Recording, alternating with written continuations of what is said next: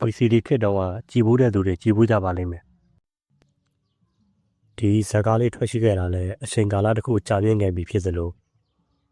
အခုပေါ်ပြထားတဲ့ဇာတ်ဝင်ခန်းတွေမှာပါဝင်တရုပ်ဆောင်ထားတဲ့တရုပ်ဆောင်တွေကလည်းအခုချိန်မှာဆိုရင်တော့တယောက်မှမရှိကြတော့ပါဘူးဇာတ်ကားလေးနာမည်ကတော့သူဖန်စင်းနဲ့ကိုကောင်းနေဖြစ်ပြီးတော့တဝဲရုပ်ရှင်ထုတ်လို့ရနေပြီးတော့ထုတ်လို့ခံယူခဲ့တာဖြစ်ပြီးအခုချိန်မှာလည်းတဝဲရုပ်ရှင်ထုတ်လို့ရရဲ့ YouTube channel မှာတွားရောက်ကြည့်ရှုလို့ရပါတယ်မင်းသားမင်းသမီးတွေအနေနဲ့ကတော့ဒွေးနဲ့ထထမဟုတ်ပါအဓိကပါဝင်တရုပ်ဆောင်ထားပြီးတော့တခြားဇာတ်ပုဆိုင်ရန်တရုပ်ဆောင်တွေလည်းအများကြီးပါပါတယ်အခုပေါ်ပြထားတဲ့ဇာတ်ဝင်ခန်းတွေမှာဆိုလို့ရှိရင်ဒါတရုပ်ဆောင်ထားကြတဲ့ဦးစင်ရိုးတွေကုတူပြီးတော့ညောင်ညောင်ကိကိတို့ပေါ့သူတို့တွေကဆိုတော့အခုချိန်မှာတော့တယောက်မှတော့မရှိကြတော့ပါဘူးဒါတွေကတော့လွမ်းစရာတွေပေါ့ကျွန်တော်တို့ရဲ့ဘဝမှာကျွန်တော်တို့တွေပြန်မရနိုင်တော့တဲ့ငယ်ဘဝကိုပြန်သွားတဲ့အခါမှာပြန်မရနိုင်တော့တဲ့အမှုပညာရှင်တွေကိုလည်းအများကြီးတွေ့မြင်ရမှာဖြစ်ပါတယ်ဒီတရုပ်ဆောင်နေရာဆိုလို့ရှိရင်တစ်ခေတ်တစ်ခါတော့ကျွန်တော်တို့ကြိုင်နေတက်ခဲ့ရတဲ့သူတွေပါပဲ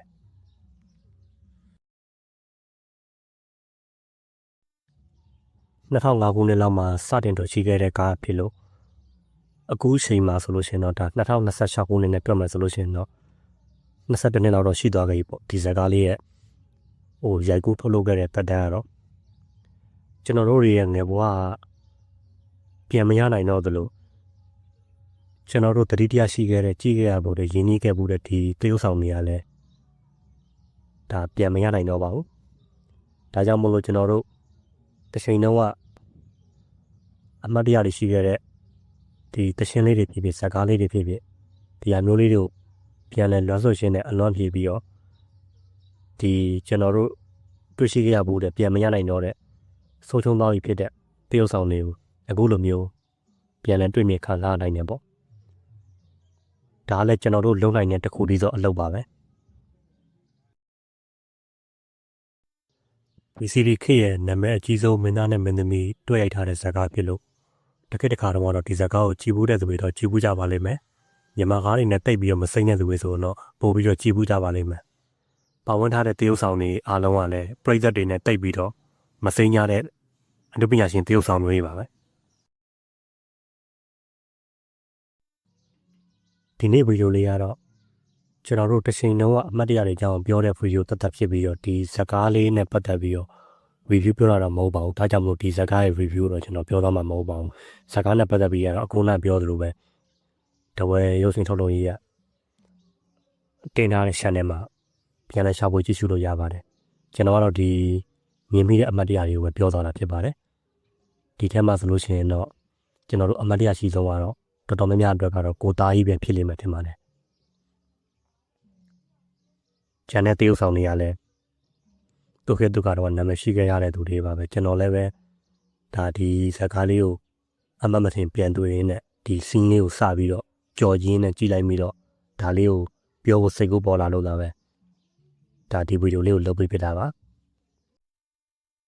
fighting ဇာတ်ကားတွေလို့ပြောလိုက်တာနဲ့အခုခေတ်မှာတော့တိတ်ပြီးတော့တွေ့ရလေးတော့မရှိတော့ပဲမလို့တစ်ခေတ်တစ်ခါတုန်းကတော့ဒါဗီဒီယိုရုံတွေမှာတော့ fighting ဇာတ်ကားတွေကို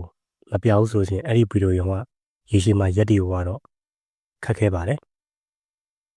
နီးပညာအစင်နဲ့မြင်မာစွာရိုက်ကူးထားပြီးတော့ဘတ်ဂျက်တွေလည်းများများသုံးထားတဲ့ Hollywood ရုပ်ရှင်ဇာတ်ကားတွေနဲ့အတူတရုတ်ကွန်မိုးဇာတ်ကားတွေအရင်ကအားကောင်းတဲ့ခေတ်ကာလတစ်ခုမှာရှိတဲ့ဘတ်ဂျက်နဲ့အဆင်ပြေအောင်ရိုက်ကူးထားတဲ့ကျွန်တော်တို့မြန်မာ fighting ဇာတ်ကားတွေကလည်းအများပြားကိုပေါ်ထွက်ခဲ့ပါတယ်ဒီဇာတ်ကားတွေကမြို့ပေါ်မှာဆိုလို့ရှိရင်တော့ဘာမှမဟုတ်ဘူးထင်ရပါမယ်ရွာဘက်တွေမှာတော့တော်တော်လေးကိုကြီးမားတဲ့ဈေးကွက်တစ်ခုကိုရှိခဲ့တာပါအဲ့ဒီလိုမျိုးကြီးမားတဲ့ဈေးကွက်တစ်ခုကိုရှိခဲ့သလိုပဲမင်းသားတိုင်းကလည်းသူ့ခေတ်သူ့ကားနဲ့သူဈေးကွက်တစ်ခုနဲ့ပြည်သက်အားပေးမှုတစ်ခုကတော့အခိုင်အမာရှိကြတဲ့သူတွေပါပဲဒီမင်းသားတွေအကြောင်းပြောရမယ်ဆိုလို့ရှိရင်တော့အစာပိုင်းမှာတရားတင်ဆိုလို့ရမင်းပိုင်းတို့အောက်ပိုင်းတို့လိုမျိုးမင်းသားတွေကနေစပြီးတော့ဒါကြုံဝန်းထုတ်တို့ပါတော့ဆိုလို့ရှိရင်လည်းအလဲခေတ်လို့ပြောမယ်ဆိုပြောလို့ရတာပေါ့အခုနောက်ပိုင်းကတော့ကျွေးလွန်သွားပြီဖြစ်တဲ့ဂျုံလေးခေါ်ဂျုံကိုကတော့ဒါဒီ fighting လောကရဲ့နောက်ဆုံးမျိုးဆက်လို့တော့မှတက်လောနေထားရပြောလို့ရပါတယ်သူက fighting နေရာလည်းတော်တော်လေးကိုကောင်းခဲ့ပါတယ်ဒီ fighting မင်းသားတွေဆိုတာကတော့ကျွန်တော်တို့60နဲ့ ဒါ2000စုံစုံကြားကာလတွေမှာဘူယိုယုံကာလကိုဖျက်ဆီးခဲ့တဲ့သူတွေအတွက်ကတော့ဒါအမတ်ရစရာမင်းသားတွေပဲဖြစ်ပါတယ်ဒီမင်းသားတွေထဲမှာတော့အခုကြည့်နေတဲ့သူတွေထဲမှာတော့ဘသူ့အကြိုက်ဆုံးလဲဆိုတာလေးကိုလည်းကွန်မန့်ထဲမှာဝင်ပြသွားလို့ရပါတယ်ဘသူ့အကြိုက်ဆုံးလဲပြီးတော့ဘသူကအကောင်းဆုံးလို့မြင်မိလဲပေါ့နော်ကျွန်တော်အကြိုက်ကိုပြောရမယ်ဆိုလို့ရှိရင်တော့ကျွန်တော်ကတော့မိုးကြီးလိုရှစ်စလုံးနဲ့အမိရတဲ့လာမောဟောဆိုင်းအောင်အကြိုက်ဆုံးပါပဲကျွန်တော်ကျော်ဝင်းထုတ်တို့ရဲကုတ်ကိုတို့ဂျုံကိုတို့ဘာတို့လည်းနည်းနည်းကြိုက်ပေမဲ့လို့အကြိုက်ဆုံးကတော့ကျွန်တော်ဒီဆိုင်းအောင်ကိုပဲရွေးထားပါတယ်အခုကြည့်နေတဲ့ပြည်သက်တွေရောဘယ်သူအကြိုက်ဆုံးလဲပြောပြသွားလို့ရပါတယ်ဒါဆိုရင်တော့ဒီနေ့ဖိုက်တင်ကောင်းဆုံးမင်းသားဘယ်သူလဲဆိုတော့ဒီဗီဒီယိုလေးကတော့ဒီလောက်ပါပဲအဓိကတော့ဗီဒီယိုခက်ပေါ်ရုပ်ရှင်ရုံနေပါလေတော့ရွာမှာတော့မရှိပါဘူးအဲ့တော့ဗီဒီယိုရုံနေရှိတယ်ပေါ့ဗီဒီယိုရုံဆိုတဲ့နေရာမှာနှစ်ထိတာပေါ့ဗီဒီယိုရုံပုံစံမျိုးထင်ရန်ကားတက်ကဲမိုးတွေနဲ့တည်တံဆောက်ထားတဲ့ရုံမျိုးတွေရှိတယ်လို့တချို့ကြလည်းပဲကျယ်ဝန်းပြီးတော့ကြီးမားတဲ့ပြင်အောင်အိမ်ကြီးရဲ့အပေါ်ဓာတ်တွေမှာမိတ်ဆက်တွေနှိုးပြီးတော့ပေါ့နော်အဲ့ဒီကတော့မေးမရသေးတော့အောက်ဆန်နဲ့ပြတဲ့အိမ်မျိုးတွေလည်းရှိခဲ့တာပေါ့ဟင်းမရှိရင်စံပြုံးနဲ့ပဲပြုတ်တောင်းမယ်အဓိကရဲကုတ်ကိုဟာဗီဒီယိုရုံမှာတွားကြည့်လို့ရဖို့အဓိကဆိုတော့ခက်တဲ့ခက်ကတကယ်ရှိခဲ့ပါတယ်ရဲကုတ်ကလည်းကျွန်တော်တို့တောတွေရွာတွေဘက်မှာတော့အဲ့ဒီကာလာဗီဒီယိုခေတ်ကောင်းတဲ့ချိန်တော့တော်တော်ကြီးကိုအောင်မြင်ခဲ့လို့ပြောလို့ရပါတယ်အဲ့ဒီခေတ်ကာလမှာဒါရဲကုတ်ကိုတို့ဒါရှိလို့ရှိပါတယ်ရဲကုတ်ကိုတို့ထတ်ချားတို့ရှိုင်းအောင်တို့ဘာလို့ပေါ့နော်အဲ့လိုမျိုးရွာနေဖက်တွေမှာစိုက်တဲ့မင်းသားတွေအများကြီးပေါ့ဒါမဲ့လို့ရဲကုတ်ကတော့အောင်မြင်တော့လို့ပြောလို့ရပါတယ်ဘာဖြစ်လို့လဲဆိုတော့သူကfighting အကျန်းကားတွေလည်းပဲရိုက်နိုင်တယ်ပြီးတော့ drama ကားတွေလည်းကောင်းတယ်ပြီးတော့သူ့ရုပ်သူ့ရည်သူ့နေထားနေတာတော်တော်များများအဲ့ဒီလူကြီးလူငယ်မေးတော်တော်များများလည်းကြိုက်ကြတယ်ပြီးတော့အကတဲ့ scene တွေတို့အကလည်းတော်တော်ကောင်းတယ်အဲ့တော့လင်းကနေတော့နဲ့တွဲဖက်ပြီးတော့ရဲကိုလင်းကနေတော့နဲ့ဆိုလို့ရှိရင်တော့တော်တော်များများရုပ်ပြရုပ်ဆံပါပဲအဲ့တော့လည်းဒါသူတို့နှစ်ယောက်တွေ့ရတဲ့ကားတွေကလည်းတော်တော်ကြီးကိုများခဲ့တာဟုတ်ဒါငရေရလာဆိုကြောက်မကြောက်တော့အဲ့ဒီဇာတ်ကားတွေဆိုလို့တော်တော်ကြီးကိုရွာပတ်ဒီမှာခက်ဖြစ်ခဲ့တာပေါ့ဒါလွန်ခဲ့တဲ့နှစ်ပိုင်းတော့ပဲကြာမလားလာပိုင်းတော့ကြာမလားမသိဘူးအန်စီမာကနေခလင်းကိုအင်တာဗျူးမေးတော့ဒီကလေးတင်ပြရတဲ့အထက်မှာသူ့ကိုဒွေးကိုသားကြီးကပြောတာပေါ့နော်ဒါဒီကောင်ရန်ကုန်မှာတော့တိတ်ပြီးတော့မပေါက်ပဲမဲ့နယ်မှာတော့ဒီကောင်နေရပဲဒီကောင်တော့သွားပြီးတော့တုံတော့ကြော်လို့မရဘူးကွာလို့ပြောခဲ့ရတယ်ဆယ်မိုင်ကုန်းဟုတ်ပဲကြောသွားပြီဆိုတာနဲ့ဒါသူ့နယ်မြေဖြစ်သွားပြီဘာညာတော့စနောက်ပြီးပြောခဲ့ဘူးတဲ့အဲ့လိုပါပဲအရင်ဗီဒီယိုရုံဗီဒီယိုခေဦးတုန်းကလည်းနေတိုင်းနဲ့မျိုးကြိုက်ဆိုပြီးတော့သူ့စိတ်ဘွက်နဲ့သူ့နေရာနဲ့သူတီးတောင်ရှိပါတယ်အဲ့ဒီကာလတုန်းကဒါကိုသားကြီးတွေးရလည်းပဲထင်းလင်းဘွားနဲ့စပြီးတော့အောင်မြင်ပြီးစကားတွေစရိုက်နေပြီးတော့နောက်ပိုင်းတွေးလို့ဘာလို့နာမည်ပြောင်းနေအဲ့ဒီကာလအထီကိုဒါဒီမင်းသားကြီးလည်းပေါ်နေတယ်လို့ဘယ်မိုးတို့ဘာလို့လဲရှိပေမဲ့လို့ရွာဘက်ဒီမှာတော့ဒါသူတို့ရဲ့ဆိုင်ခုနပြောတဲ့ရဲကုတ်ကိုတို့ဘာတို့ကပဲပို့ပြီးတော့နေရာယူခဲ့ရတော့များပါတယ်သူစိတ်ကသူ့နေရာနဲ့သူပေါ့အဲ့ဒီထက်မှလို့ရှိရင် fighting ကောင်းတဲ့မင်းသားကြီးတော့တော်တော်များတော့ပိုးပြီးတော့ပေါက်တာပေါ့ရွာဘက်ဒီမှာတော့ကျွန်တော်ဒါရွာဘက်ဒီမှာတော့အဲ့ဒီထက်မှပဲမင်းသားအပေါက်ဆုံးနဲ့မေးရမယ်ဆိုလို့မေးလို့ရှိရင်တော့ဘယ်လွယ်လေးနဲ့တခုနဲ့တည်ရမယ်ဆိုတော့ဒါကျွန်တော်ပြောသူရဲကုတ်ကိုပဲအဓိကတော့ပြောရမှာပဲဒါသူ့ရဲ့ခက်တခဲပေါ့ဒါသူကဒီကျွန်တော်တို့နယ်ဘက်ဒီမှာတော့ခက်တခဲကိုထူထောင်နိုင်ခဲ့တယ်လို့ပဲပြောရမှာပဲနောက်ပိုင်းဒီမှာတော့သူလည်းပဲဒီလောကမှာတရားကြီးစလို့တော့ပဲရန်နာပြီးတော့နိုင်ငံသားတွေပါတွေရောက်သွားပြီးတဲ့နောက်ပိုင်းဒီမှာတော့သူကားတွေကျွန်တော်တို့မကြည့်ရတော့ပေါ့နော်အဲ့ဒီနောက်ပိုင်းဒီမှာတော့ဒါဘူဒီကိုင်းမှာတက်စားမင်းသားတွေကတော့ပြောင်းလဲပြီးတော့နေရာယူရပေါ့ဒါပေမဲ့သူ့တော့အစိန်ဟုန်တော့တိတ်မရှိတော့ပေါ့နောက်ပိုင်းနှစ်ပိုင်းရှားလောက်ကြာတော့တိတ်တော့ကြာတော့မခံလိုက်တော့ပါဘူးဘာလို့ဆိုတော့အဲ့ဒီနောက်ပိုင်းဒီမှာဗီဒီယိုခက်ကလည်းကုံသားကိုဖြစ်သွားခဲ့ရောအဲ့ဒီနောက်ပိုင်းဒီမှာကျွန်တော်ဗီဒီယိုရုံတွေလည်းကြာမှတိတ်ပြီးတော့မတွေ့ရတော့ဘူးပေါ့နော်အဲ့ဒီဗီဒီယိုရုံခက်တုန်းကတော့ဒါခက်စားခဲ့တဲ့မင်းသားကြီးခက်စားခဲ့တဲ့ဒါဗီဒီယိုဇာတ်လမ်းနေနဲ့အဲ့ဒီခက်ကလာကိုကျွန်တော်ဖတ်မိသလောက်ခုဒါလေးကတော့ပြန်တော့တာပါ ဒါတော့ကျွန်တော်ပြသခဲ့တဲ့ရွာဗီဒီယိုရုံခက်ပေါ့နော်အဲ့ဒါလေးပါပဲဒါအဲ့လောက်ဆိုတော့ topic လေးအောင်ဒီလောက်ပါမယ်ကျွန်တော်တို့ခေတ်ရဲ့အောင်မြင်ဆုံးလို့ပြောလို့ရတဲ့မင်းသားတွေးရဒုက္ခကိုအယောင်ဆိုးထားတယ်ဆိုတော့မိုးရစေဝါပညာပေးစကားနဲ့ကိုယ်ထွက်လာခဲ့ပါတယ်အဲဒီကနေတဆင့်သူကတဖြည်းဖြည်းနဲ့အောင်မြင်လာခဲ့ပြီးတော့ဒွေးရလို့ဖြစ်ပေါ်လာခဲ့ပါတယ်ဒါပေမဲ့လို့ဒီစကားကဒွေးပထမဆုံးတရုပ်ဆောင်ထားတဲ့ဇာတ်ကားတော့မဟုတ်ခဲ့ပါဘူးဒွေးပထမဆုံးတရုပ်ဆောင်ခဲ့တဲ့ဇာတ်ကားကတော့အဖြူမဲခေတ်တုန်းက1980မှာစပက်ရှိခဲ့တဲ့ကွက်လက်ကလေးဖြည့်ပေးပါတော့ဆိုတဲ့ဇာတ်ကားဖြစ်ပြီးတော့အဲဒီဇာတ်ကားမှာတော့ခင်ခင်တိုက်နဲ့တူကလေးတရုပ်ဆောင်ဖြစ်ပေါ်ထွက်ပါဝင်နေပါတယ်ဒီဇာတ်ကားကတော့ဦးလေးခေတ်သူဦးကျော်ဟင်းကအဓိကဇာတ်ဆောင်ပေါ့ဒီဇာတ်ကားနဲ့ပတ်သက်ပြီးတော့ပြန်လည်ရှာဖွေခဲ့တဲ့အခါမှာတော့အချက်လက်တွေတော့တိတ်ပြီးတော့ထွေထူးတော့မတွေ့ခဲ့ရပါဘူးဘာပဲဖြစ်ဖြစ်ဒီကားလေးကတော့ဒွေးပထမဆုံးကလေးတရုပ်ဆောင်အနေနဲ့ရိုက်ကူးခဲ့တဲ့ဇာတ်ကားဖြစ်ပါတယ်ဒါပြီးရင်တော့ဒွေးနောက်ဆုံးရိုက်ကူးခဲ့တဲ့ဇာတ်ကားကတော့ကဘာတစ်ချမ်းညပါဒီကဘာတစ်ချမ်းညမှာဆိုရင်တော့မင်းသမီးစူချုံးလက်နဲ့ပြောခတ်ပါဝင်ထားပါတယ်အဲဒီအချိန်တုန်းကဆိုလို့ရှိရင်စူချုံးလက်ပပဝိတ်ခင်ရင်ရင်တော်မြင့်တင်းတင်းယူလိုက်ပလဲဝင်တက်မော်မြင့်အစားရှိတဲ့လူငယ်တရုတ်ဆောင်မင်းသမီးတွေအားကောင်းနေတဲ့အချိန်ကာလတစ်ခုမှာပေါ့ဒီကဘာတချမ်းညကိုတော့တချို့တွေကဒွေးထားခဲ့တဲ့ကဘာတချမ်းညလို့ပြောရပါတယ်ဘာဖြစ်လို့လဲဆိုတော့ဒီဇာတ်ကားနဲ့အတူဒွေးက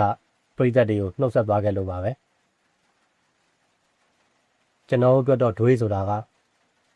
ကွက်လက်ကလေးဖြည့်ပေးပါဆိုတဲ့ဇာတ်ကားနဲ့တူပြိသက်တွေရဲ့လိုအပ်ချက်ကွက်လက်တစ်ခုကိုဖြည့်ဆည်းပေးနိုင်ခဲ့တယ်လို့ကဘာတချမ်းညနဲ့တူကျွန်တော်တို့ရဲ့ကဘာတချမ်းကိုထားရခဲ့တဲ့သူလို့ပဲပြောရမှာပါမိတို့ပင်ဆိုတွေကမူကျွန်တော်တို့ပြိသက်တွေကတော့ကိုသားကြီးခေါ်သွေးရ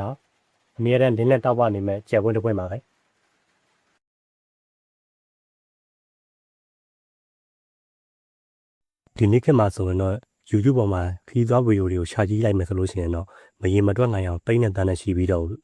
့တွေ့ရမှာဖြစ်ပါတယ်ကမ္ဘာနေရအနှံပြားကိုမတူညီတဲ့ YouTuber တွေကနေပြီးတော့ပုံစံမျိုးစုံနဲ့ရိုက်ကူးထားတဲ့ဗီဒီယိုတွေတုံးနဲ့တေးပါဒါပေမဲ့လို့အင်တာနက်တွေအခုလိုမျိုးအားမကောင်းနေတဲ့2000ကျော်ကျော်ကာလတုန်းကဆိုလို့ရှိရင်တော့ဒါမျိုးခီးသွားဗီဒီယိုတွေတိတ်ပြီးတော့များများစားစားမရှိပါဘူးအထူးသဖြင့်ကျွန်တော်တို့လိုမြန်မာနိုင်ငံလိုနေရာမျိုးမှာဆိုလို့ရှိရင်တော့ပို့ပြီးတော့မှစိုးသေးရပါပေါ့အဲ့ဒီချိန်မှာနိုင်ငံကျော်မင်းသားကြီးလွင်မိုးကလွင်မိုးခီးသွားနေပြီဆိုတော့အစီအစဉ်နဲ့တူမြန်မာပြည်ကိုခီးသွားဗီဒီယိုအစီအစဉ်တစ်ခုနဲ့မိတ်ဆက်ပေးခဲ့ပါတယ်အစီအစဉ်ကလည်းတော်တော်လေးပေါက်ပြီးတော့ရုံးမြင့်တန်းညမှာတော်တော်ကြီးကိုလူကြိုက်များခဲ့ပါတယ်သူတွားရောက်ခဲ့တာတော့ချင်းပြည်နယ်ဖြစ်ပြီးတော့အဲဒီကဒေသခံတွေရဲ့နေစဉ်လှုပ်ရှားမှုဘဝတွေပြီးတော့လူနေမှုဘဝပုံစံတွေပြီးတော့အဲဒီကသဘာဝရှုခင်းတွေစီးပွားရေးလုပ်ငန်းတွေနဲ့အဲဒီဒေသအခြေအနေတွေကိုကိုယ့်ကွန်ကွင်းနဲ့ကိုရိုက်ပြခဲ့တာမှာလူများစိတ်ဝင်စားမှုရရှိခဲ့ပါတယ်အထူးသဖြင့်တချို့ဆိုလို့ရှိရင်လည်းအဲဒီကနနောက်မွေးမြူရေးလုပ်ငန်းတို့ပါတော့ဒါမျိုးတွေပေါ့အဲ့ဒါတွေကိုတော်တော်များများလဲစိတ်ဝင်စားနဲ့ကြည့်ရှုခဲ့တာပေါ့အဲ့ဒီချိန်မှာပဲဒွေးရလွင်မိုးမင်းလိုင်းကြောင်နေရလားဆိုပြီးတော့ဒီလိုပဲစနောက်ပြီးတော့ပြောခဲ့ဘူးတာပေါ့ဒွေးရတော့အနုပညာရှင်အမြင်နဲ့ပဲဒီတိုင်းပဲရိုးရနန်းခင်လို့စိုက်တဲ့သဘောပါဒါပေမဲ့ကျွန်တော်တို့အားလုံးသတိမထားလိုက်မိရတခုကအဲ့ဒီအချိန်ကတည်းကလွင်မိုးကစီဝါရေးဈေးကွက်အမြင်မှာသူများထက်ရှေ့ကို10လမ်းလောက်ကိုကြိုးပြီးနေတဲ့သဘောမှရှိပါတယ်ဘာလို့လဲဆိုတော့အဲ့ဒီလွင်မိုးခီးသွားနေစီကိုအကြောင်းပြုပြီးတော့သူ့အတွက်စီပွားရေးလောက်ကွက်နေရတော်တော်များများလဲဈေးကွက်နေတာတကူရရှိခဲ့ပြီးတော့အဲ့ဒီရဲ့အသီးပွင့်တွေကိုလည်းသူကောင်းကောင်းကြီး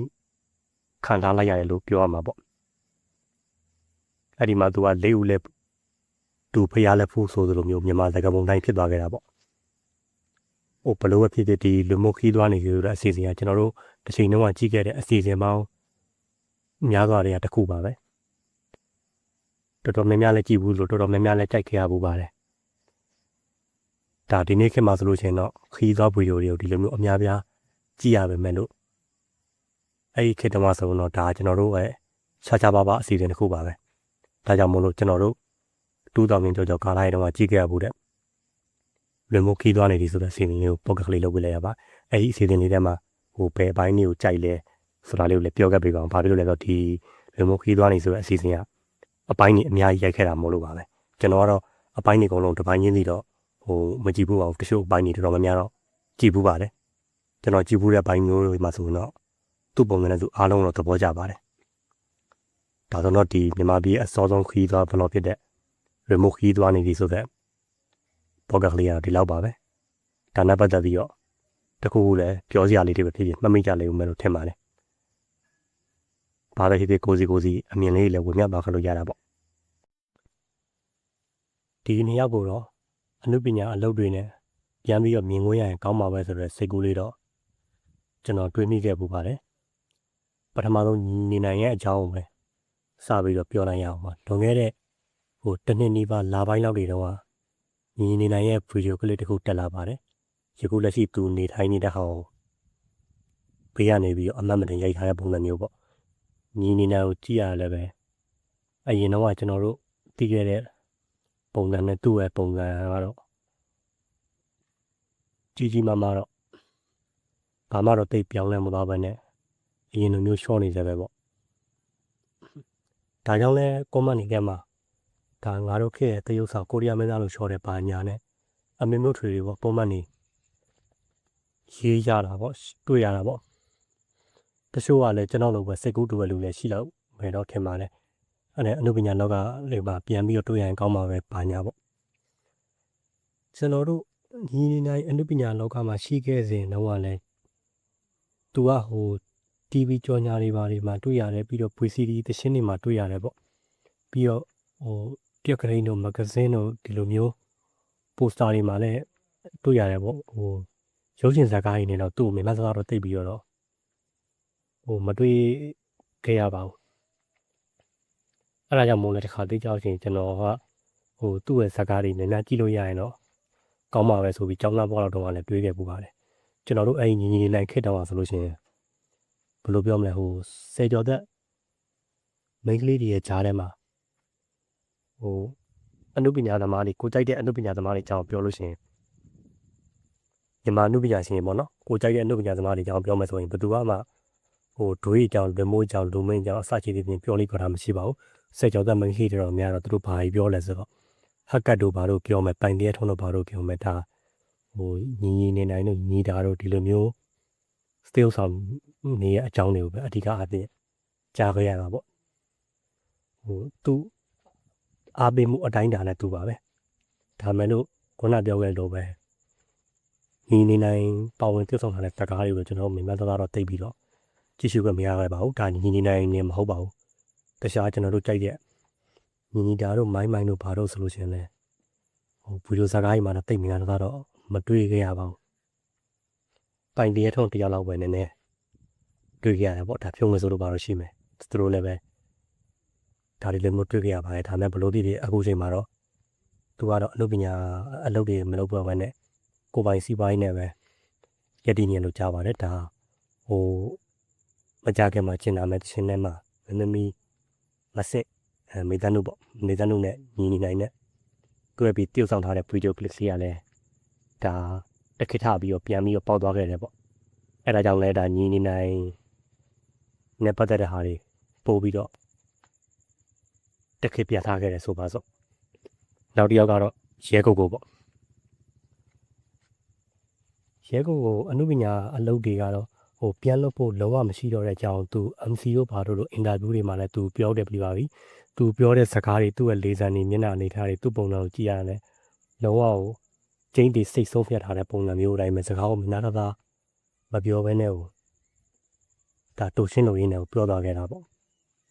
ဒါမဲ့လည်းတွေးကြည့်ရင်တကယ်တော့ကျွန်တော်တို့ရဲကုတ်ကိုအဖို့မှအနုပညာလောကထဲမှာဆုံးဖြတ်ခဲ့တာမဟုတ်ပါဘူးရဲကုတ်ကိုကျွန်တော်တို့သူနိုင်ငံခြားကိုစထွက်ကြတဲ့အဲ့ဒီချိန်ကကျွန်တော်တို့ရဲကုတ်ကိုဒါကျွန်တော်တို့ကြိုက်တဲ့တရုတ်ဆောင်မင်းသားတယောက်အနေနဲ့ဒါအနုပညာလောကတွေကနေဆုံးရှုံးနေပြီးသားပါကိုကတော့နှစ်တည်းရတယ်တော်တော်လေးကြာလာပြီဆိုတော့ပိုးပြီးတော့လဲတေချာသွားခဲ့တာပေါ့သူဒါတွေပြန်မလုပ်တော့ဘူးဆိုတာဘလို့ပဲဖြစ်ဖြစ်နောက်ပိုင်းနေမှာတော့ဒါသူ့ရဲ့များသောအားဖြင့်ဗီဒီယိုကားတွေပေါ့သူကဗီဒီယိုကားတွေမှာအများကြီးရိုက်ခဲ့ရတော့ဗီဒီယိုကားတွေကိုတိုင်းပေါ်ကနေတကားပြီးတကားအဲ့လိုပြန်တင်လာတော့ဇာတ်ကားတွေကတဖြည်းဖြည်းနဲ့များလာပါပြီသူတင်လာတဲ့သူရိုက်ခဲ့တဲ့ကားတွေကလည်းအဲ့ဒါလေးတွေပြန်ကြည့်ပြီးတော့ရဲကိုသာလူပညာလောကထဲတင်ရောက်လာလို့ရှိရင်တော့ကောင်းပါပဲဆိုပြီးတွေးမိပေမဲ့ တကယ်လို့ခုချိန် तू ပြန်လာလို့ရှိရင်လည်း तू ကတော့ဟိုအရင်တော့ရေကိုတော့မဟုတ်တော့ဘူးအချိန်ကြီးကလည်းကြာမင်းလိုက်ဆိုတော့အသက်ရွယ်တွေရတယ်ကြည့်ရင်လိုက်ဆိုဖေးမေကန်းနေရပဲရောက်သွားမှာဘလို့ဖြစ်သွားမှာရောမပြောတတ်ဘူးပေါ့ဒါကလည်း तू ရောက်လာမှာပါ तू ကကိုကတော့အနုပညာအလုပ်တွေလုပ်ဖို့လုံးဝမရှိတော့လို့ပြောတာဖြစ်တယ်လည်းကိုထပ်ပြီးတွေ့ရအောင်မရှိတော့ပါဘူးဒါခုလိုမျိုးအင်တာဗျူးတွေတော့မှ तू ကတက်ဖြေတာတော့တိတ်မရှိပါဘူးအဲ့လိုမျိုးပေါ့သူ့ရဲ့ဟိုရဲဘော်ရဲဘက်ဟိုလူချမ်းအုံမင်းစိန်တို့ဘာတို့ရဲ့ဟိုနာရီတို့ဘာတို့အဲ့တခြားအဲ့လိုမျိုးဟာမျိုးတွေမှာတွေ့နေမေးရတာမျိုးပေါ့ဒါကတော့ဒါကျွန်တော်အနုပညာလုပ်တွေနဲ့ပြန်ပြီးတော့မြင်တွေ့ခွင့်ရရင်ကောင်းပါပဲလို့စိတ်ကိုကြည့်ခဲ့ဘူးတဲ့တရုတ်ဆောင်နှစ်ယောက်ဖြစ်တဲ့ဒါညီညီနဲ့ရေကုတ်ကိုအကြောင်းလေးကိုဒီ podcast season လေးမှာပြောသွားခဲ့တာဖြစ်ပါတယ်ဒါကျွန်တော်တို့ Dwayne နဲ့ပတ်သက်ပြီးတော့လူကြီးတယောက်နဲ့လူငယ်တယောက်တို့စကားဝိုင်းနေကြအောင်ကျွန်တော်ပြန်ပြီးတော့ဝေမျှနေပါတယ်ပထမဆုံးအနေနဲ့ကတော့လူကြီးကလူငယ်ကိုပြောပါတယ်ဒါမင်းတို့ခေရဲ့ဒါနာမည်ကြီးမင်းသား Dwayne ကိုငါကတော့ကန္နဝင်မင်းသားစီရင်တဲ့ကိုမထည့်ချင်ဘူးလို့ပြောပါတယ်သူကဘာပြောလဲဆိုတော့ရွှေဘတို့ college နေဝင်းတို့ဘာတို့ပေါ့အဲ့ဒီမင်းသားတွေကိုခလေးဘွားမှာကြည့်ခဲ့ရတဲ့သူတယောက်အနေနဲ့ပို့လို့တောင်ထဲဖို့ခက်ခဲတဲ့ကြောင်သူပြောပါတယ်သူကပြီးတော့ဘာထပ်ပြောလဲဆိုတော့ငါတို့ခက်ကမင်းသားတွေထဲမှာဥပမာ college နေဝင်းဆိုရင်သူ့ရဲ့အတန်တွေအတန်သားတွေအစတော်တော်လေးကိုပြောစမှတ်တွင်ပြီးတော့ဟိုတခက်ခက်ခဲ့တယ်ပေါ့အဲ့ဒါကြောင့်မလို့ရေဒီယိုအတန်ဇလန်းနေမှာ college နေဝင်းကိုအများပြတွေ့ရတယ်ပေါ့ဒါ college နေဝင်းမှာထူးခြားပြောင်ပြောင်တဲ့အနုပညာတရုတ်ဆောင်အည်တွေအများကြီးရှိတဲ့ထဲမှာအဲ့ဒီသူ့ရဲ့အတန်တွေအတန်သားတွေကလည်းကအဓိကထုံထုတ်ပြီးပြောရမယ့်အချက်တွေပဲပေါ့ဟန်တာပြီးတော့ကျော်ဟိန်းဆိုလို့ရှိရင်လည်းဒါအခုချိန်ထိကိုကျော်ဟိန်းအိုင်တင်ကိုတတုံတောင်ဘယ်မင်းသားမှ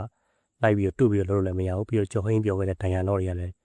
ဟိုတကုန်းဆိုသလောက်ဒီနေ့ခေတ်တိုင်အောင်ပြောစမှတ်တွင်နေတဲ့ဒါစကားတွေကဒိုင်ယာလော့တွေအများကြီးရှိတယ်ပေါ့အဲ့ဒီမှာသူပြောတာမင်းတို့ကမင်းသားတွေမှာငါခုနအရှိမဥပမာပြောခဲ့တဲ့